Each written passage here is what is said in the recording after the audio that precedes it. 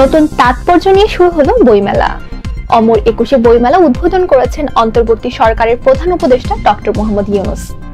শনিবার বিকেলে বইমেলা উদ্বোধন করেন প্রধান উপদেষ্টা।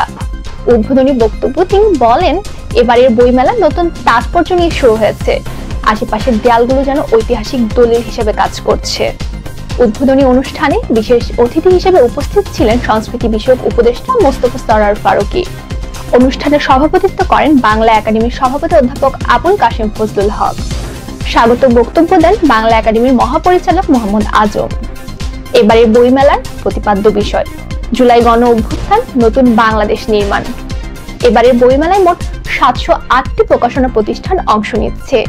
এর মধ্যে বাংলা একাডেমি প্রাঙ্গণ 99টি এবং সোহরাওয়ার্দী উদ্যান অংশে 609টি। মোট পেভিলিয়ন থাকবে 37টি। এর মধ্যে বাংলা একাডেমি প্রাঙ্গণে 1টি এবং সোহরাওয়ার্দী উদ্যান অংশে থাকবে 36টি। তবে সরেজমিনে গিয়ে দেখা গিয়েছে এবারের বইমেলায় অনেক স্টলই এখনো পুরোপুরি প্রস্তুত নয়। স্টলগুলো কাজ চলমান থাকার পাশাপাশি অনেক স্টলে বই সাজিয়ে রাখা মাত্র শুরু হয়েছে। এদিকে তথ্য কেন্দ্র পুরোপুরি চালু হয়নি। সেই সাথে মেলায় প্রবেশে প্রতিবারের মতো কড়া নিরাপত্তাও ছিল না। এদিকে বইমেলায় লিটল ম্যাগাজিন চত্বর সোহরাওয়ার্দী উদ্যানের উন্মুক্ত মঞ্চের কাছাকাছি গাছতলায়, সেখানে প্রায় 130টি লিটল ম্যাগকে স্টল বরাদ্দ দেওয়া হয়েছে। এবারের মেলায় শিশু চত্বরে মোট 74টি প্রতিষ্ঠান অংশ নিচ্ছে। প্রতি বছরের মতো এবারও মেলার কার্যক্রমের অংশ হিসেবে শিশু কিশোরদের জন্য শিল্পাচার্য, আবৃত্তি ও সঙ্গীত প্রতিযোগিতা সহ বিভিন্ন বিনোদনমূলক কার্যক্রমের আয়োজন করা হবে।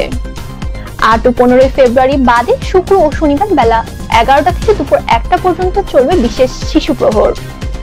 আয়োজকরা জানিয়েছেন, এই বছর অমর 21 বইমেলা পরিবেশ বান্ধব এবং শূন্য বর্জ্য হওয়ার লক্ষ্যে পরিচালিত হচ্ছে। বইমেলা প্রতি কর্মদিবস বিকেল 3টা থেকে রাত 9টা এবং সরকারি ছুটির দিন সকাল 11টা থেকে রাত 9টা পর্যন্ত উন্মুক্ত থাকবে। তবে দুপুরের খাবার ও নামাজের জন্য 1 ঘন্টা বিরতি থাকবে। 21 ফেব্রুয়ারি আন্তর্জাতিক মাতৃভাষা দিবস উপলক্ষে মেলা সকাল 9টা থেকে শুরু হয়ে রাত 9টা পর্যন্ত চলবে। দ্য রিপোর্ট.লাইভ, ঢাকা।